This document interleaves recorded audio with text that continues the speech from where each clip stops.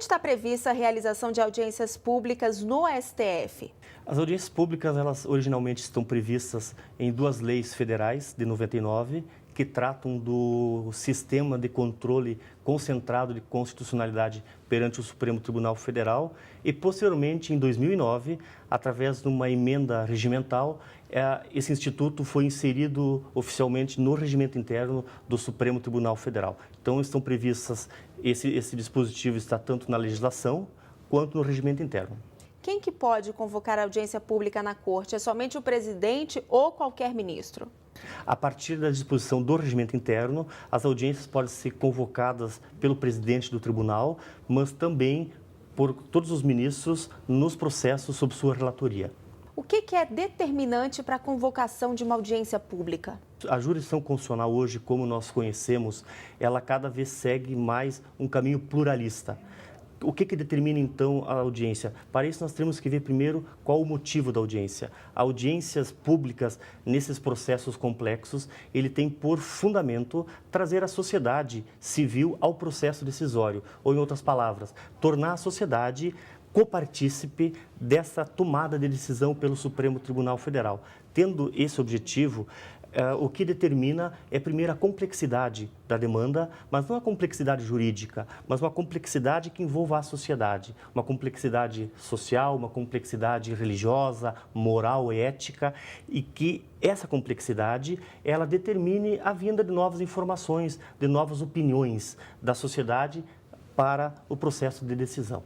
Como é que se determina quem ou quais entidades podem participar de uma audiência pública? Não existe uma regra pré-definida sobre quais entidades ou quais pessoas possam intervir nas audiências públicas. O que vai determinar vai ser a pertinência temática entre a sociedade, entre aquela sociedade social ou uma pessoa física, do conhecimento que essa entidade ou essa pessoa tem em relação ao objeto da decisão. Então, o que vai determinar é a relação de conhecimento que aquela entidade ou aquela pessoa possa trazer ao processo de decisão.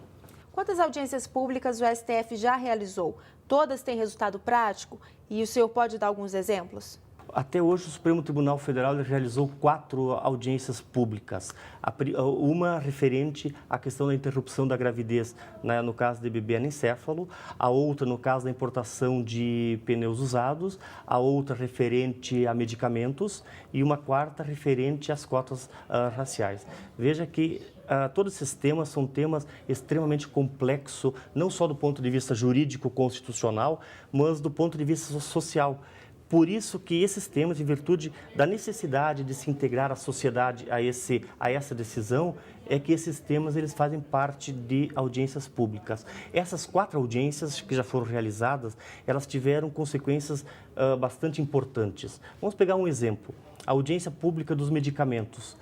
O Supremo Tribunal Federal, em março agora de 2010, julgando um processo que discutia até onde o juiz pode obrigar ou determinar o Estado a pagar remédios ou tratamento de saúde, a decisão do Pleno do Supremo Tribunal Federal, ao julgar esse caso específico, ele teve como base as audiências públicas realizadas no tema saúde. O ministro Gilmar Mendes, então relator, presidente da Corte, no seu voto, ele agregou como elemento de decisão, como elemento de fundamentação, aquelas opiniões que foram trazidas pela sociedade nessas audiências públicas. Então, isso é uma consequência muito importante, porque a sociedade ela tem o momento e a possibilidade de ela participar do processo de decisão.